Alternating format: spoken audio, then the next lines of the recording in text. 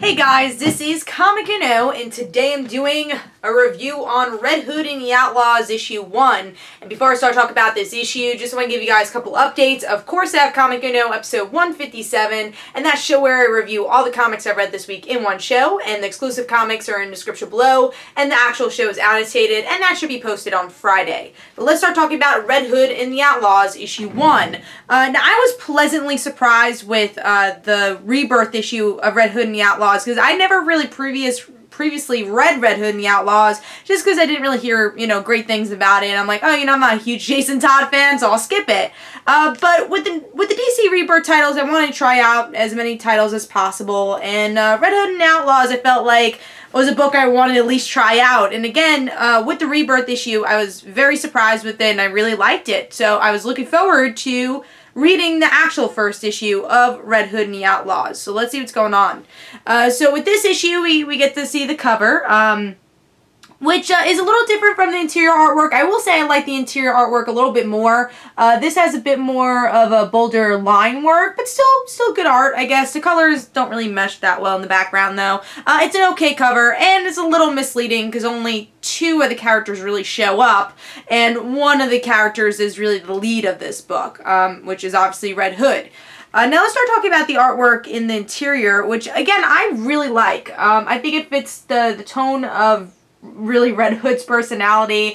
I love the colors, and I just really like the look of the book, and I think that's definitely one of the book's strongest suits is or strongest points is its artwork. So really like the art in the way they use grays and reds in here. So really like that. But let's start talking about the story. So with this issue, we continue with Jason's story, learning a little bit about his background if you don't know anything about Jason. We touched upon his relationship between Batman and himself with the last issue, and we're continuing that with this issue, where we see that he was in an orphanage, and that past kind of comes back with his current mission, which is to kind of join Black Mask and go undercover, kind of what Dick Grayson has done in the past, but making this mission his own because he is willing to kill, and you kind of see that here. He's definitely has a different personality than Dick, which kind of makes this whole undercover thing even more interesting. And then in the end, we kind of have a random appearance of Artemis, who we know is going to play a bigger part in this book. So if you're expecting this to be a Bizarro and Artemis issue, it kind of wasn't. It's more of a continuation of the Rebirth issue, but that's not a bad thing. I think it's a good idea to flesh out Jason, especially because he is your lead of this book, and they do a good job with it. It's definitely an interesting story with Black Mask. It doesn't feel repetitive, unlike the Nightwing stuff going on, and it's actually getting me interested in Jason Todd. Now, I will say the weak side of this book so far is that we haven't really seen the other teammates, and we don't really know how that's going to play out in future stories. I think they should have touched upon that in this issue, but we have time.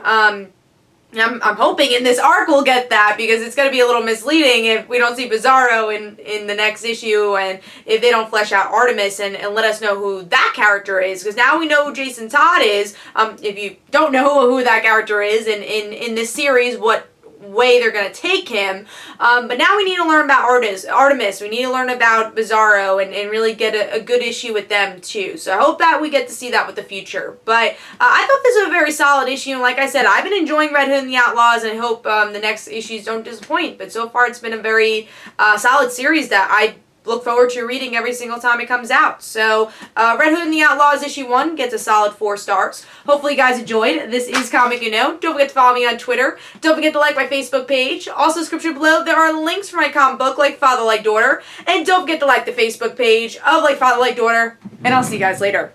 Bye.